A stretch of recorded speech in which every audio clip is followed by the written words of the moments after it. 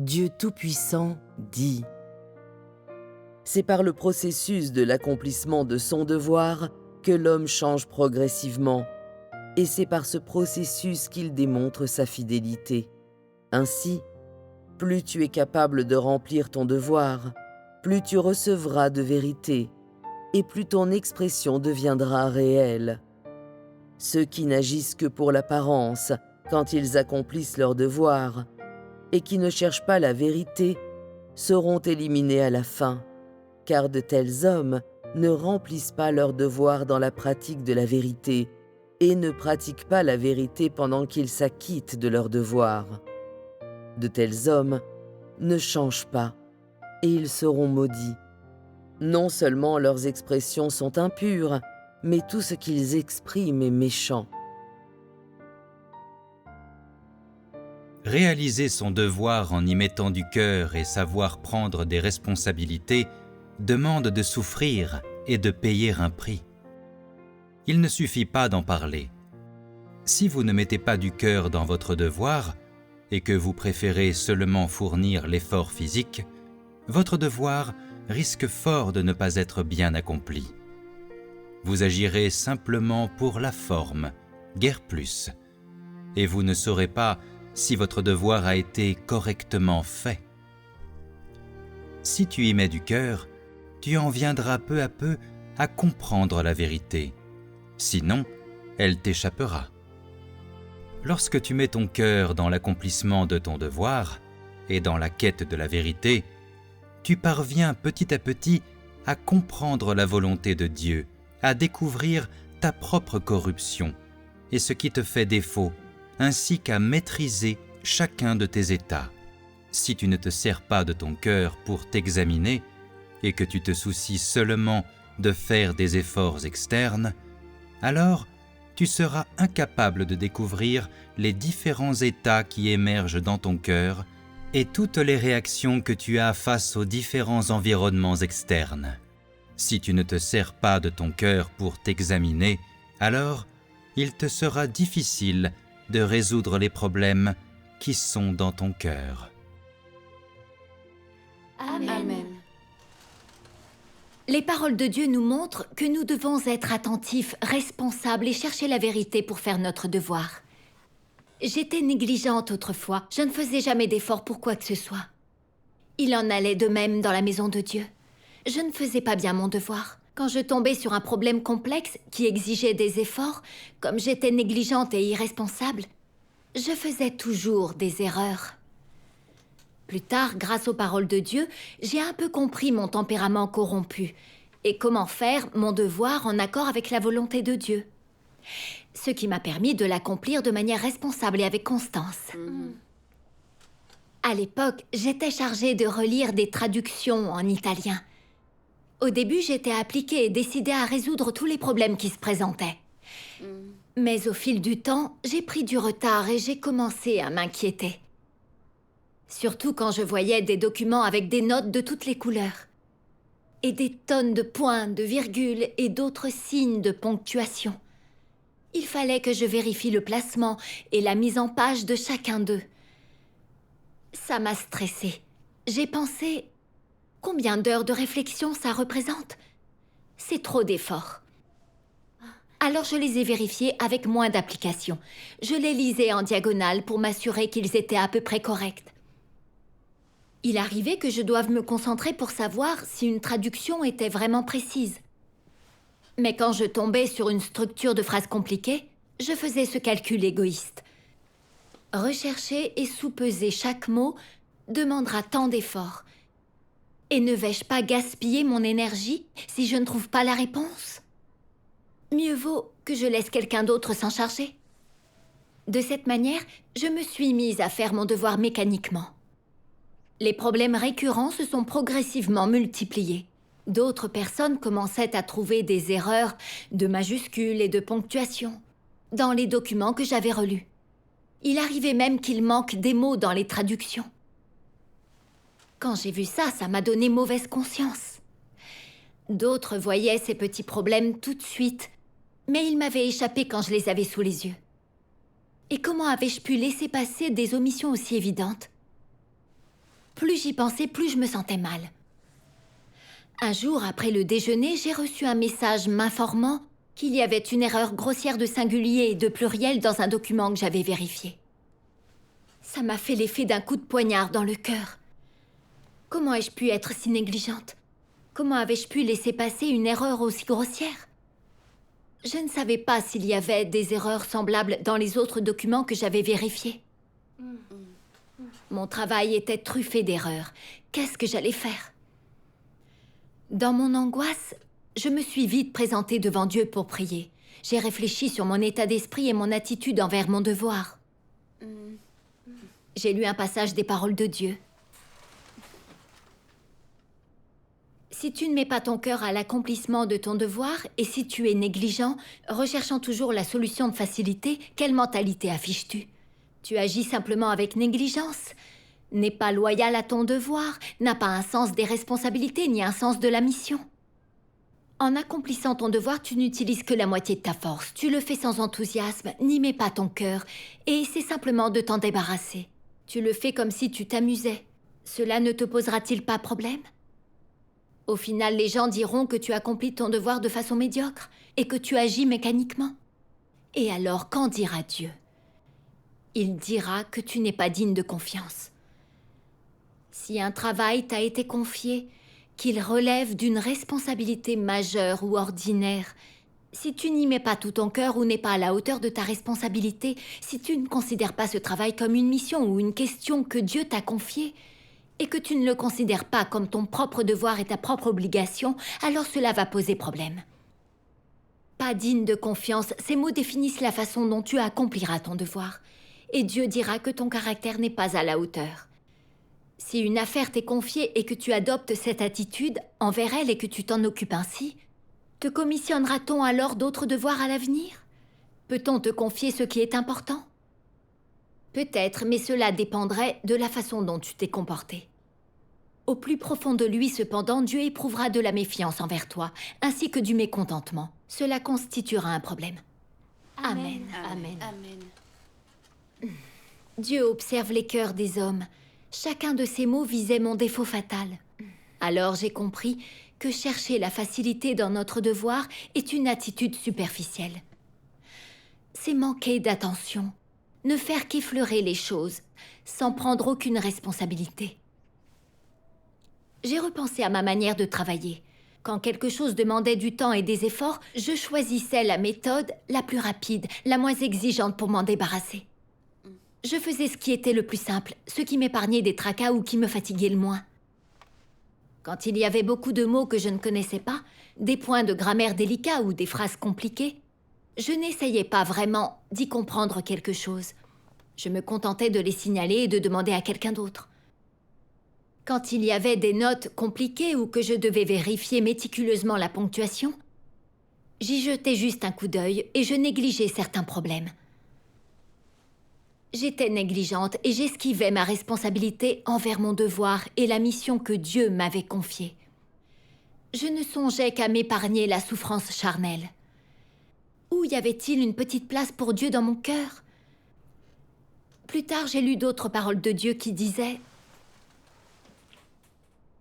Pour les gens dotés d'humanité, accomplir leurs tâches aussi bien quand personne ne les regarde devrait être facile. Cela devrait être une responsabilité. Quant à ceux qui sont dépourvus d'humanité et sur qui on ne peut pas compter, il leur est très pénible d'exécuter leurs tâches. Les autres doivent toujours s'inquiéter à leur sujet, les superviser et s'enquérir de leur progrès. Sinon, ils causent des dégâts chaque fois qu'on leur donne un travail à faire. Bref, il faut toujours se demander lorsque l'on remplit une tâche, ai-je accompli correctement ce devoir ? L'ai-je fait avec cœur? Ou est-ce que je me suis contentée d'à peu près? Si tel a été le cas, ce n'est pas bon. C'est dangereux. Au sens strict, cela signifie que cette personne n'est pas crédible, pas digne de confiance. Au sens large, si une telle personne fait toujours son devoir sans conviction, et si elle agit en permanence de manière superficielle avec Dieu, alors elle est en grand danger. Quelles sont donc les conséquences si l'on trompe délibérément? À court terme, ton tempérament sera corrompu. Tu commettras des transgressions sans te repentir.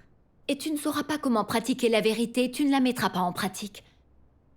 À long terme, Puisque tu continueras, tu n'auras plus d'issue, tu te retrouveras en difficulté. Ne pas commettre de grosses erreurs, mais des petites constamment, aura des conséquences irréparables. Cela serait très grave. Amen. Amen. Amen. En voyant Dieu mettre à nu la nature et les conséquences de ma négligence, j'ai vraiment pris peur. Quand on fait notre devoir mécaniquement, on trompe les autres et Dieu. C'est une attitude que Dieu condamne.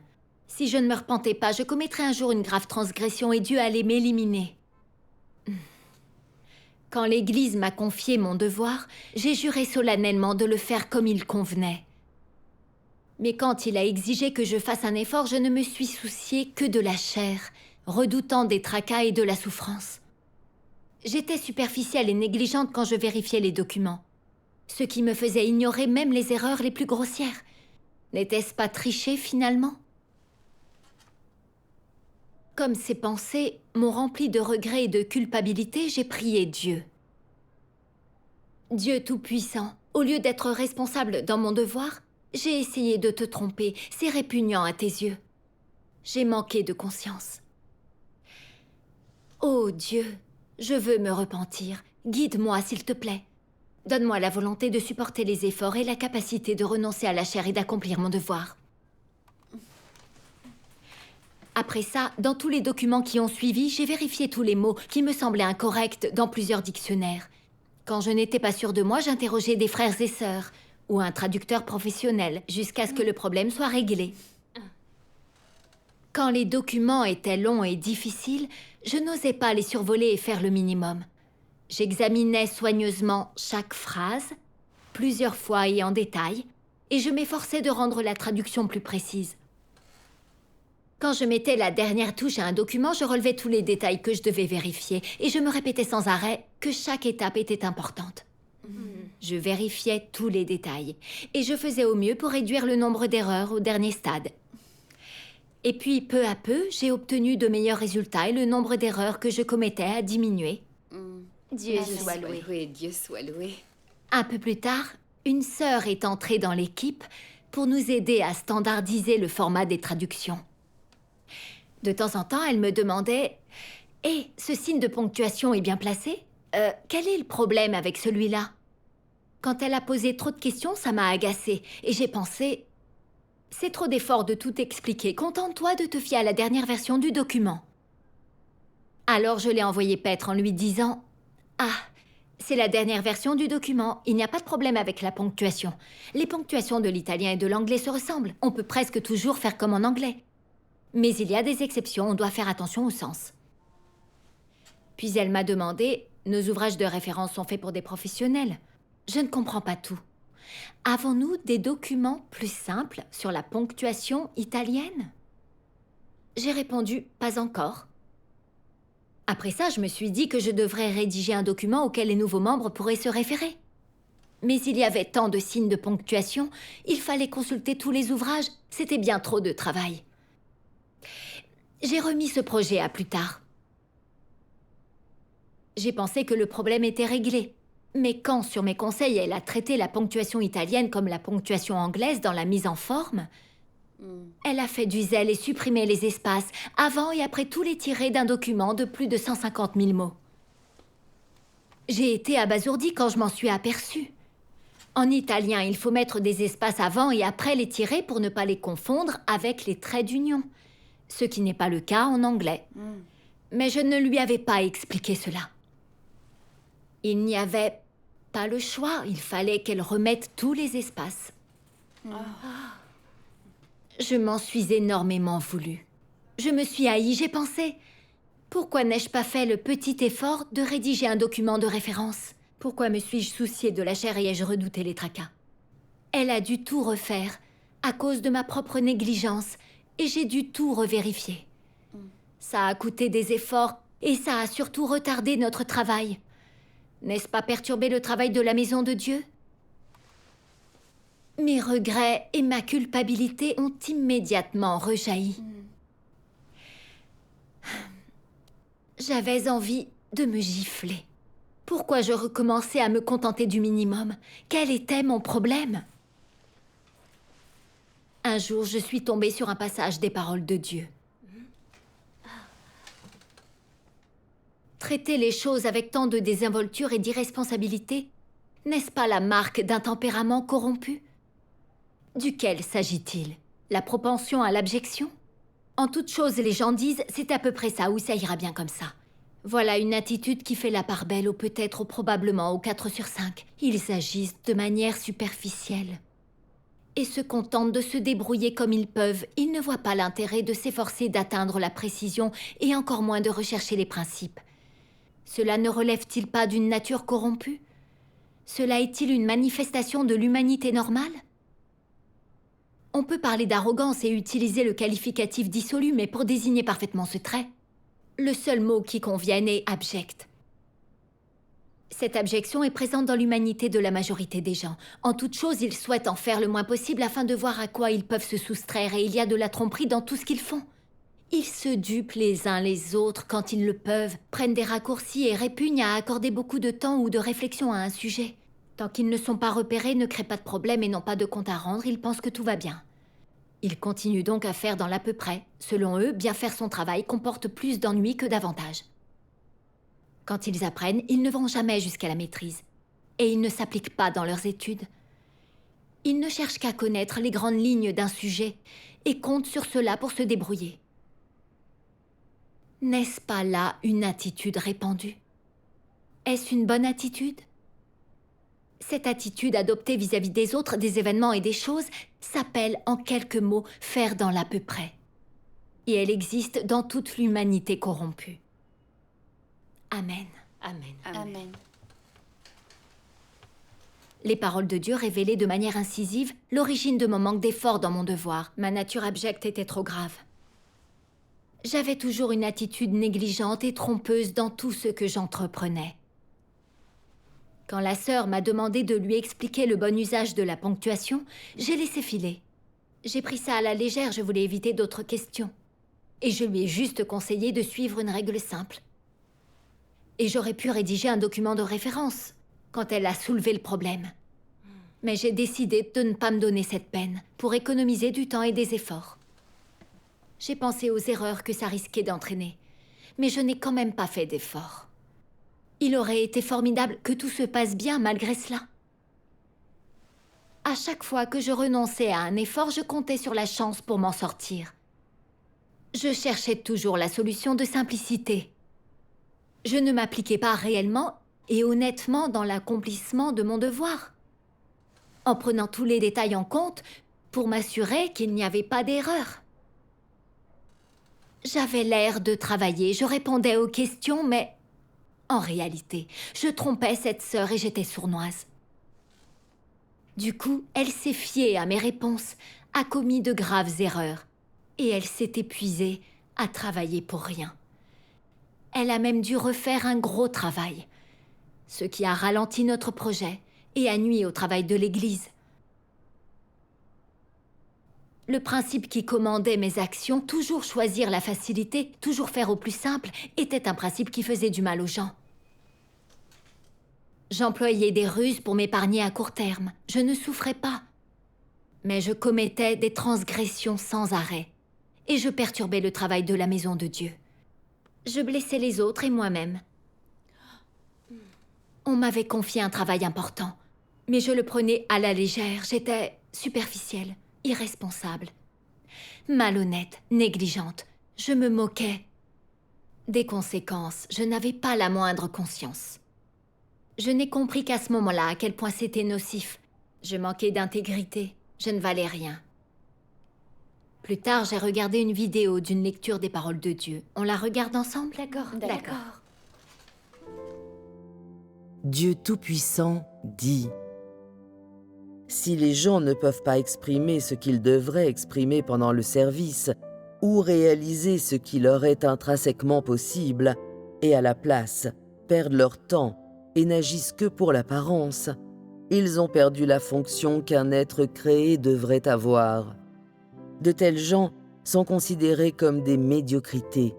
Ils sont des déchets qui ne servent à rien. Comment de tels gens peuvent-ils être appelés des êtres créés? Ne sont-ils pas des êtres corrompus qui brillent à l'extérieur, mais sont pourris à l'intérieur? De qui vos paroles et vos actions pourraient-elles être dignes? Se pourrait-il que ce minuscule sacrifice de votre part soit à la hauteur de tout ce que je vous ai accordé? Je n'ai pas d'autre choix, et je me suis consacré à vous, sans réserve. Pourtant, vos intentions à mon égard sont méchantes, et vous êtes peu enthousiaste à mon sujet. Telle est l'étendue de votre devoir, votre seule fonction. N'est-ce pas le cas? Ne savez-vous pas que vous avez échoué totalement à l'accomplissement de votre devoir d'être créé? Comment pouvez-vous être considérés comme des êtres créés? Ne savez-vous pas clairement ce que vous exprimez et vivez? Vous avez manqué à votre devoir, mais vous cherchez à obtenir la tolérance et l'abondante grâce de Dieu. Cette grâce n'a pas été préparée pour des gens sans valeur et ignobles comme vous, mais pour ceux qui ne demandent rien et font des sacrifices avec joie. Des hommes comme vous, des médiocrités, ne sont pas du tout dignes de jouir de la grâce du ciel. Seule la misère et la punition sans fin seront votre lot quotidien. Si vous ne pouvez pas m'être fidèle, votre destin ne sera fait que de souffrance. Si vous ne pouvez pas être responsable de mes paroles et de mon œuvre, la punition sera votre fin. Vous ne recevrez ni grâce, ni bénédiction, ni une vie merveilleuse dans le royaume. C'est la fin que vous méritez de recevoir et la conséquence de votre propre action. Amen. Amen. Amen. Amen. Les paroles de Dieu disent « Je n'ai pas d'autre choix et je me suis consacré à vous sans réserve. Mais vos intentions à mon égard sont méchantes et vous êtes peu enthousiaste à mon sujet. Telle est l'étendue de votre devoir. » Ces paroles m'ont transpercé le cœur. Dieu m'a donné la chance d'accomplir ce devoir pour qu'il me permette de chercher et de gagner la vérité, de rejeter la corruption en moi et d'être sauvé. Mais au lieu de chercher la vérité, je me souciais de la chair. Je déléguais et je trompais Dieu. J'ai pensé à la manière dont Dieu était devenu chair pour sauver l'humanité. Il a subi d'énormes souffrances et humiliations. Il a été persécuté par le gouvernement, condamné et rejeté par les gens. Mais il a toujours exprimé la vérité et œuvré pour sauver les hommes. Comme nous manquons d'envergure, nous comprenons lentement la vérité. Non seulement Dieu ne nous a pas abandonnés, mais il échange sérieusement avec nous sous tous les angles. Il explique toutes les vérités avec beaucoup de détails. Il raconte des histoires, donne des exemples, des métaphores pour nous aider à comprendre. Certaines vérités sont complexes et ont trait à beaucoup de choses. Alors Dieu les divise et nous en donne les grandes lignes. Il nous guide avec patience pour qu'on comprenne progressivement la vérité par l'échange. On voit bien que Dieu traite nos vies avec beaucoup de responsabilités. Oui. Oui. Mais comment ai-je traité mon propre devoir? Je pensais que réfléchir et faire des efforts n'en valait pas la peine. Je n'étais ni sérieuse ni responsable quand je corrigeais des documents. Je choisissais la facilité, sans me soucier du résultat ni des conséquences. Je prenais la mission de Dieu à la légère, je la survolais. Où était ma conscience? Je méritais que Dieu me punisse. Mais il n'a pas renoncé à me sauver. Il a employé ses paroles pour m'éclairer, me guider, m'aider à me connaître et à comprendre sa volonté. Si je continuais à tirer au flanc et à faire mon devoir mécaniquement, je ne méritais pas de vivre ni d'être considérée comme humaine. Alors j'ai prié Dieu, Dieu Tout-Puissant. Ma nature abjecte est trop grave. Je ne veux pas continuer à vivre de cette manière honteuse et indigne. S'il te plaît, donne-moi la force de pratiquer la vérité, pour que je vive comme une humaine et que je remplisse mon devoir d'être créée. Amen. Amen. Ensuite, j'ai lu ces paroles de Dieu. En tant qu'être humain, pour accepter la commission de Dieu, il faut lui être dévoué entièrement et ne pas être tiède, ni manquer d'assumer ses responsabilités. Ou agir selon ses intérêts ou humeurs, ce n'est pas être dévoué. Que signifie être dévoué? Que vous accomplissez vos devoirs sans être influencé ni limité par des humeurs, environnements, personnes ou faits. J'ai reçu cette commission de Dieu, il me l'a attribuée. C'est ce que je dois faire. J'en ferai donc ma propre affaire. de la manière qui produira de bons résultats en recherchant la satisfaction de Dieu. Quand tu te trouves dans cet état, non seulement tu es dirigé par ta conscience, mais tu fais preuve de dévotion. Si tu ne te satisfais que dans l'achèvement de quelque chose, sans chercher à être efficace et à atteindre des résultats, si tu penses que quelques efforts suffisent, alors c'est uniquement le standard de la conscience, ce n'est pas de la dévotion. Quand on est dévoué à Dieu, ce standard est un peu plus élevé que le standard de la conscience. Alors il ne s'agit plus de faire juste quelques efforts, mais d'y mettre tout son cœur. On doit toujours considérer son devoir comme son propre travail. Se donner du mal pour le faire. Supporter des reproches, si l'on commet la moindre erreur ou si l'on est un tant soit peu négligent. Réaliser qu'être ce genre de personne nous rendrait indignes de Dieu. Les gens sensés accomplissent leur devoir comme s'il s'agissait de leur propre travail, sans se soucier de savoir si quelqu'un les supervise. Que Dieu soit satisfait d'eux ou non, quelle que soit la manière dont il les traite, ils exécutent toujours la commission que Dieu leur a confiée avec exigence vis-à-vis d'eux-mêmes. Cela s'appelle la dévotion. Amen. Amen. Les paroles de Dieu m'ont montré un chemin de pratique. On ne peut pas suivre nos humeurs et nos préférences, ni faire ce qu'on veut dans notre devoir. On ne devrait pas faire le minimum quand quelque chose demande beaucoup de travail. On doit traiter notre devoir comme la mission que Dieu nous a confiée, notre responsabilité. On doit y consacrer de la réflexion et des efforts pour obtenir les meilleurs résultats. Même s'il est difficile, qu'on soit supervisé ou non, on doit toujours consacrer tout notre cœur, notre esprit et notre force à notre devoir. C'est vrai. C'est vrai. Quand je l'ai compris, j'ai prié Dieu, bien décidé à me repentir et à pratiquer en accord avec ses paroles. Après ça, j'ai pris le temps de rédiger un document sur la ponctuation italienne pour que les nouveaux puissent s'y référer. Ensuite, j'ai fait une liste des problèmes de traduction les plus courants et de tout ce qui requérait une attention particulière. Je m'y référais quand je corrigeais un document pour ne rien oublier. Et quand un frère ou une sœur me posait une question, je ne me contentais pas de jeter un coup d'œil à leurs problèmes et d'inventer une réponse. Je réfléchissais sérieusement à la question, j'appliquais les principes et je cherchais des références professionnelles pour répondre. Quand quelque chose m'échappait, en faisant des efforts et grâce à l'éclairage et l'orientation de Dieu, je finissais par comprendre. Dieu soit loué. J'ai aussi réfléchi sur mes mauvaises motivations dans mon devoir. Quand je rencontrais une difficulté que j'avais envie de survoler, je priais Dieu de m'aider à renoncer à la chair et à consacrer mes efforts à résoudre le problème. Peu à peu, mon attitude envers mon devoir s'est beaucoup améliorée. Je bâclais moins les choses. J'ai pu faire mon devoir avec constance. Ce changement en moi est entièrement le fruit du jugement et du châtiment de Dieu. Dieu soit loué. Dieu soit loué. Tout dépend du jugement et du châtiment de Dieu. C'est vrai.